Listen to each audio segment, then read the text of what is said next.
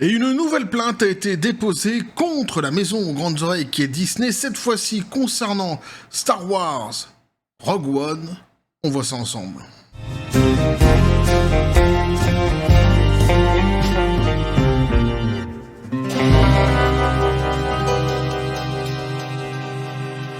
C'est un sujet qui ne m'a pas été suggéré. Là, tu vas être étonné de savoir par qui il ne m'a pas été suggéré, puisqu'il ne m'a pas été suggéré par le type qui cherche en même temps, tu sais. Mad Martigan, tiens, que tu peux aussi appeler Mad Martigan. Pourquoi? Parce que tu fais ce que tu veux sur cette chaîne. Tu es libre, il faut le savoir. Personne ne viendra te regarder de travers, personne ne te jugera si tu l'as prononcé à la française. En tous les cas ici, ça m'a été suggéré, entre autres d'ailleurs devrais-je dire, plutôt par Mac Bolan, et oui, sur le Facebook de la chaîne, et ça c'est quand même plutôt sympathique. Je l'en remercie donc vivement, petit café les copains. Petit pétage de câble avec Matt Martigan en début de vidéo. Pourquoi? Parce qu'en fait, il y a une anecdote derrière tout cela. J'avais fait une vidéo dernièrement sur Willow. Et oui, cette fameuse série Willow qui s'est complètement vautrée. Très récemment, et j'avais prononcé Matt Martigan à la française. C'est dans la vidéo, j'avais prononcé Matt Martigan, comme souvent je le fais, je déforme les noms, et t'as toujours la team premier degré qui arrive derrière en règle générale, qui me reprend. Mais cette fois-ci, c'était quand même assez hallucinant, la manière dont ils m'ont repris et surtout ce qu'ils ont argumenté. Je pense que dans les commentaires les plus débiles que j'ai reçus depuis que cette chaîne existe, et j'en ai reçu des gratinés, ils font franchement partie du top 10, et c'était 2-3 personnes, pas plus, mais ils existent tout de même, qui étaient venus et qui m'avaient dit « Oui, tu as prononcé Mad Martigan au lieu de dire Mad Martigan, cela signifie que tu n'as pas vu !» Le film Willow. Ah si, je t'assure, c'est exactement ça. C'est exactement le procédé de réflexion que ces gens ont. C'est le même acabit, tu vois, que si quelqu'un vient dans mes commentaires et qui me dit, oui, de toute façon, enfin, je sais pas, t'as les cheveux longs, tiens, et qui dit cheveux longs, dit il est court, je ne t'écouterai pas. Ah, c'est aussi con que ça.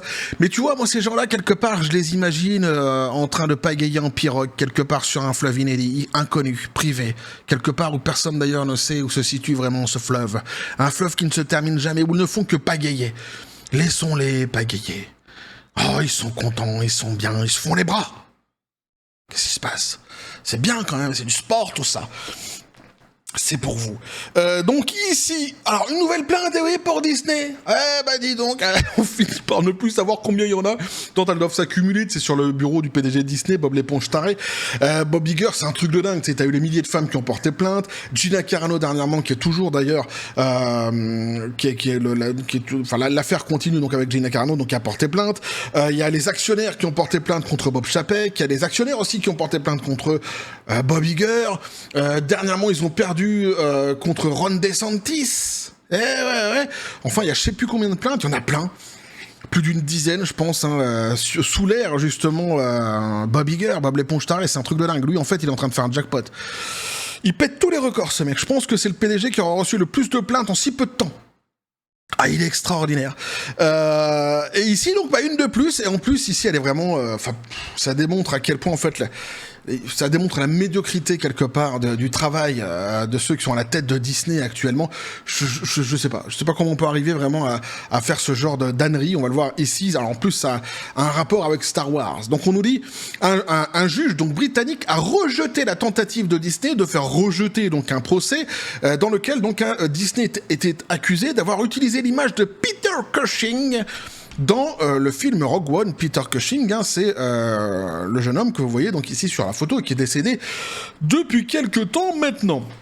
Et donc on nous dit, alors que Disney fait face à sa part de problèmes juridiques en Amérique, l'entreprise doit désormais faire face à une bataille judiciaire supplémentaire de l'autre côté de l'Atlantique sous la forme d'un procès alléguant que la société n'avait pas l'autorisation d'utiliser l'image du regretté acteur Peter Cushing dans Rogue One. Et alors là c'est quand même assez fabuleux puisque aux États-Unis, déjà dernièrement, ils se sont pris une petite gifle de la part d'un juge qui les a gentiment remis à leur place d'ailleurs, de manière assez élégante même devrais-je dire, concernant le procès avec Gina Carano.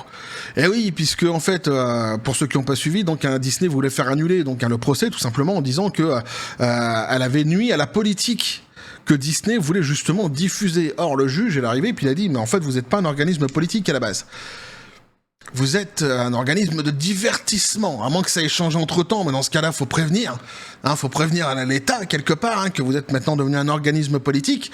mais sans quoi c'est pas marqué en fait sur les tablettes quelque part de Disney, donc qu'est-ce qui se passe? Et c'est marrant parce qu'on s'était rendu compte que quelque part, du coup, en admettant cela, en disant cela plutôt, Disney admettait leur volet complètement politique actuellement dans l'entreprise. Donc le juge les avait rejetés d'une manière assez élégante, et ici, bis repetita, sauf que bah, c'est pas aux États-Unis, c'est en Angleterre. C'est partout dans le monde maintenant, ils se font attaquer de tous les côtés, et alors à chaque fois ils essayent d'annuler les procès, et en ce moment ils ont pas de bol. Les juges disent non mais c'est bon, on va aller au bout. Ouais mais quand même, non mais on s'en fout. Ouais non mais il y a peu de chances de gagner, mais on s'en fout, on va vous emmerder. Je pense vraiment on va aller au bout. Mais franchement, c'est un petit peu le sentiment que ça donne ici. Alors on nous dit déposé en 2023 par le célèbre producteur de cinéma et l'un des plus vieux amis de Cushing, Kevin Francis, via sa propre société T-Burn Film Production. La plainte affirme que le défunt acteur, selon un récapitulatif, et c'est pas facile à dire récapitulatif, tu vois, je bafouille souvent sur ce mot-là, je l'ai remarqué, il faut que je m'entraîne à la maison, fourni donc par le média britannique, mais ça sera coupé au montage, de toute façon The Time, a accepté donc de ne pas accorder la permission à quiconque de reproduire son apparence au moyen d'effets spéciaux sans son autorisation.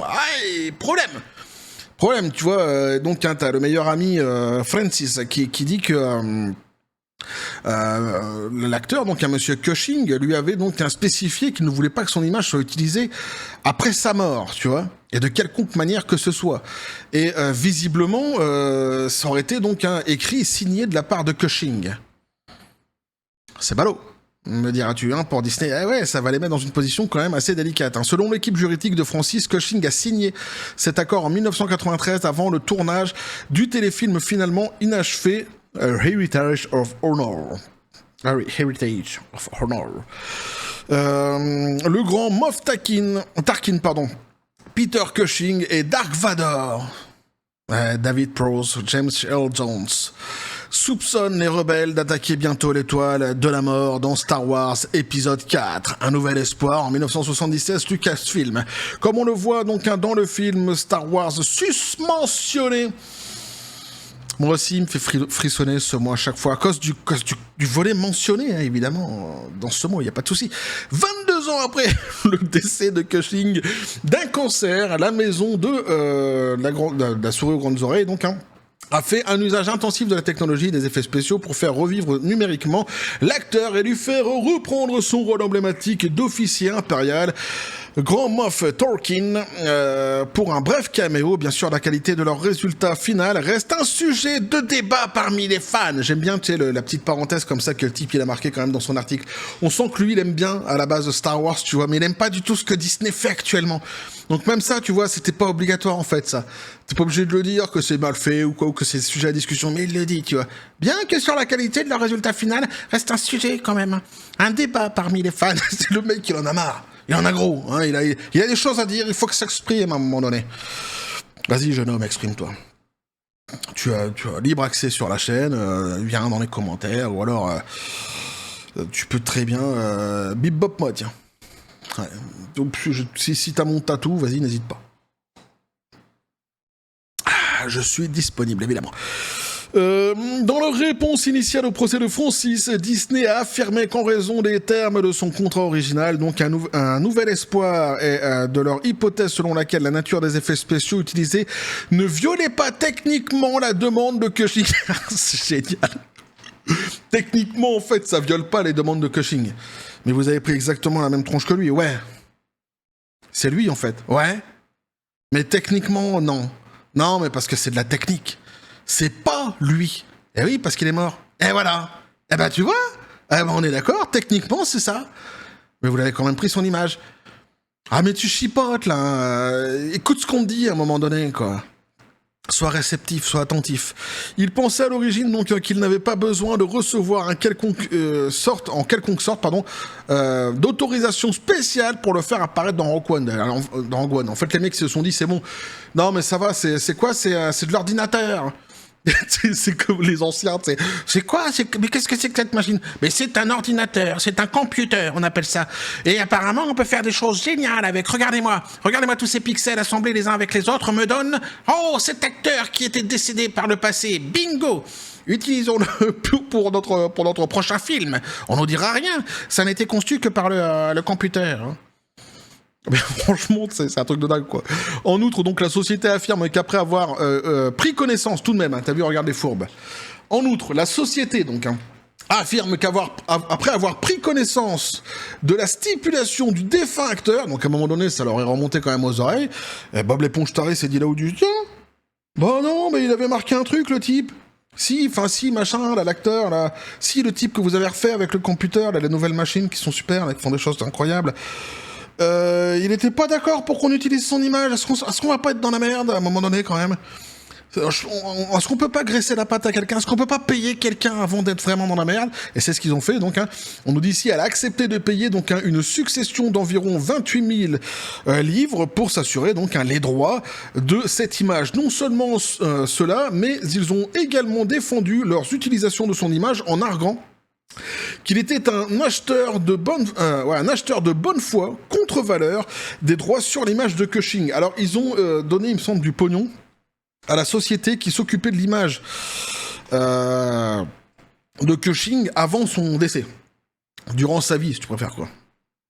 Donc, ils ont été contacter la société qui s'occupait de son image, hein, qu'il manageait quelque part, et ils leur ont donné donc un petit peu de pognon de manière à ce que tout se passe tranquille, quoi. Sauf que le problème, c'est que oui, mais bon, en fait, ils se sont occupés de son image durant son vivant, mais si pendant son vivant, si durant son vivant, il a écrit quelque chose à côté qu'il a signé de sa propre main, qui donne des indications sur comment on doit utiliser son image après sa mort, quoi qu'il en soit, c'est lui qui décide, hein, c'est Cushing qui décide de son image. Mais ils sont fourbes quand même, hein, Disney. Là-dessus, une fois de plus, quoi. Cependant, donc en décembre dernier, le juge Francesca Kay a rejeté les arguments de Disney, ordonnant que l'affaire soit renvoyée devant un tribunal. Et bien que l'entreprise ait tenté de faire appel de cette décision le 9 septembre, le juge Tom Mitchison a officiellement maintenu la décision de son collègue, notant qu'il était loin d'être convaincu que les efforts de Francis se termineraient par une victoire. Le juge Mitchison a également déclaré qu'il n'était pas convaincu que l'affaire soit indiscutable selon les normes requises pour rendre un jugement sommaire ou pour la radier. Donc en gros, il est génial ce juge parce qu'il dit, c'est un petit peu le sketch que je faisais tout à l'heure, tu vois. Il n'est pas convaincu que ça aille au bout, tu sais. Mais juste pour emmerder Disney quand même. Pourquoi? Parce qu'il dit à côté, mais il a raison en même temps. Il dit, en même temps, les arguments que Disney ont donnés, c'est des arguments de merde. Donc, vous pouvez pas quand même, on peut pas faire annuler un procès avec des arguments aussi bidons que ça, quoi. Surtout que le mec, il arrive avec un truc signé du défunt, tu vois. Donc, il dit, bon, bah, je suis pas sûr que ça aille jusqu'au bout, mais vu que vous arrivez avec une défense de merde, bah, on va continuer le procès. Eh oui. Dans un domaine, du droit en développement, donc il est très difficile de déterminer où se situent les limites en l'absence d'une requête factuelle complète, donc avait dit ce même juge dernièrement donc à Disney qui les a envoyés donc gentiment dans leur corde. Et donc voilà ce que pouvait nous dire ici l'article. Sur le fond de l'affaire, moi ce que j'en pense ici, c'est que je ne pense pas réellement que ça aille vraiment très très loin. Je suis même pas sûr vraiment qu'il soit capable de gagner sur cette histoire d'image. Alors il y a eu une faute qui a été faite de la part de Disney, surtout elle vient surtout de leur défense, je pense déjà. Mais en fait, on remarque que systématiquement leurs défenses sont complètement bidons. C'est un truc de dingue. Je sais pas combien ils payent leurs avocats, mais il faut qu'ils arrêtent là. Hein. Moi je connais plein de types qui ont pas le diplôme d'avocat peut-être, mais qui peuvent potentiellement dire des trucs un petit peu plus malins que certaines des défenses qui sont justement données par Disney ces derniers temps dans leurs multiples plaintes, j'ai presque envie de dire, parce que c'est pas la première fois qu'on voit qu'ils ont une défense complètement bidon. Enfin bref, je pense pas vraiment que ça aille vraiment très très loin, à part peut-être à la fin par un petit chèque de la part de Disney, une fois de plus quelque part, tu vois, pour essayer de contenter un petit peu tout le monde. Je pense que ça ira sans doute à l'amiable, hein. Ça sera sans doute comme ça que ça finira, mais c'est quand même ce qui est intéressant, c'est de voir que c'est une plainte de plus en fait sur le bureau de Bob Iger, de Bob l'éponge taré. C'est un truc de dingue. En fait, elle s'accumule et je te dis, il va vraiment tenir un record ce type avec le nombre de plaintes qu'il aurait réussi à avoir durant son mandat. Alors même si ici évidemment on parle de Rogue One et que ça fait déjà maintenant quelques années que le film est passé, quoi qu'il en soit, c'est aujourd'hui lui l'actuel donc PDG de Disney. donc c'est bien sur son bureau que cette plainte est arrivée. Et c'est vrai que Disney, depuis quelque temps, fait preuve quand même d'une sacrée médiocrité dans leur travail, et alors que ce soit dans la conception tout simplement de leur production, qui ont beaucoup de choses à reprocher justement sur ce qu'ils font, mais au-delà de ça, au-delà des productions en elles-mêmes, il y a aussi et surtout la gestion de l'entreprise qui est quand même assez hallucinante, qui laisse quand même assez à désirer. Rien que le fait qu'il soit complètement, jusqu'à aujourd'hui, c'est sans doute une des sociétés les plus gangrénée par le côté woke de la force, c'est celle qui en a pris le plus de claques aussi, avec tous ces flopbusters qui se sont enchaînés au box-office, mais il continue à s'entêter dans cette direction de manière quand même assez folle, et bien que tout leur montre justement que c'est une catastrophe, on a affaire à de vrais idéologues chez Disney, on l'avait déjà vu ensemble par le passé, que ce soit Bob Iger, que ce soit Kathleen Kennedy, il y en a quelques-uns comme ça au sein de l'entreprise qui sont vraiment en fait à fond avec le côté woke de la force, et qui interdisent d'ailleurs quiconque dans l'entreprise de dire du mal justement de cette idéologie, sous peine d'être réprimandé au minimum ou même de se faire licencier. On avait vu déjà par le passé avec certaines déclarations qu'on avait pu lire ensemble de certains employés d'ailleurs, qui ou s'était fait licencier ou était encore au sein de l'entreprise, mais expliquait qu'il n'avait pas le droit de parler en mal du côté woke de la force. Donc on est vraiment dans une entreprise qui est devenue complètement sectaire, qui est vraiment gangrénée par le côté woke de la force, et qui ne fait qu'accumuler les plaintes sur sa tronche, et in fine, même si ici, tu vois, ça finira avec sans doute un accord à l'amiable, avec de l'argent qui sera déboursé de la part de Disney, bah ouais, mais ça sera une fois de plus en fait de l'argent qui sera donné, qui sera perdu encore une fois pour Disney, et sur une fois de plus sur quelque chose qui aurait sans doute été largement évitable. Et bon, quelque part, j'ai presque envie de dire, c'est bien fait pour leur tronche. Franchement, c'est bien fait pour leur tronche. Ah, j'en suis là avec Disney. Ah ouais, mais tu sais, quand t'as une entreprise comme Disney que j'aime beaucoup à la base, c'est pour ça que j'en parle beaucoup sur la chaîne, j'ai déjà dit par le passé, si j'en parle autant, c'est parce que j'aime bien à la base Disney, mais pas le Disney actuel, le Disney du passé. Et quand je vois justement que le Disney actuel se plaît à systématiquement insulter quiconque n'aime pas leur production, de racistes, de fascistes, ils ont été jusqu'à insulter tout un continent asiatique, de racistes parce qu'ils n'avaient pas été regarder La Petite Sirène, qui ne s'étaient pas déplacés dans les salles de cinéma. Forcément, tu vois, moi, tu perds largement de la sympathie à mes yeux, et à un moment donné, quand je vois tout ce qui leur tombe sur la tronche, je finis par me dire, bah c'est bien fait pour toi, quelque part. En tous les cas, voilà ce que je pouvais moi vous dire là-dessus, les copains. On va suivre cette affaire qui, à mon avis, ne pètera pas trois pattes à un connard, mais quand même, on verra si ça se trouve, on n'est pas à l'abri de rebondissements, comme ça arrive souvent avec Disney, comme ce fut le cas d'ailleurs avec Gina Carano dernièrement. Un petit truc comme ça, en fait, finit par devenir quelque chose d'assez énorme avec Disney, tant ils arrivent à s'enfoncer systématiquement devant les juges, c'est un truc de dingue. Mais on finira de toute façon par savoir si c'est réglé à l'amiable ou non cette histoire, et je vous en ferai part évidemment sur la chaîne. Donc n'hésitez pas à me dire ce que vous en pensez dans les commentaires, à vous abonner si le contenu vous a plu, activer la petite cloche pour les prochaines notifications, les prochaines vidéos qui vont arriver, à balancer un like, à partager la vidéo. Vous avez mon X sur le Discord et le Facebook de la chaîne qui sont dans la description des vidéos. N'hésitez pas à venir, à basculer du côté de la force absurde des réseaux sociaux. Sur ce, les copains, je vous dis comme toujours, la John Sporton. Puis félicité, puis sur la proute, c'est du Disney, c'est du Bob l'éponge taré, c'est une plainte de plus, c'est à toi.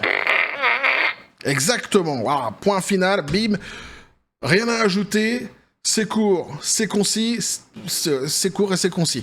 C'est bien comme ça. Et je suis tout à fait d'accord avec lui, évidemment. Et on va continuer à suivre tout ce qui se passe, évidemment, autour de Disney. Et il s'en passe des choses actuellement, justement, c'est fort intéressant. Et ces histoires de procès, surtout, dont on n'entend plus parler pour certains, les milliers de femmes qui ont porté plainte, tout ça, pour l'instant, on ne sait pas trop où ça en est. Il y a pas mal de procès comme ça, les actionnaires qui ont porté plainte contre Bob Chapek, contre Kathleen Kennedy, contre Bob Iger, sur des plaintes différentes en plus. Là aussi, on ne sait pas exactement où ça en est, mais bon, ça en fait une de plus sur le bureau de Bob l'éponge taré, et sans doute, encore une fois, quelques millions à donner, centaines de milliers de dollars ou quelques millions à donner pour justement essayer de calmer à la fin ceux qui sont demandeurs ici, j'ai presque envie de dire, ou plutôt ceux qui attaquent, et visiblement à raison. Kevin Francis, il a l'air de savoir ce qu'il fait. Bref, on continuera donc à suivre tout cela, et toujours dans la joie et la bonne humeur, et oui, et que la force soit avec vous.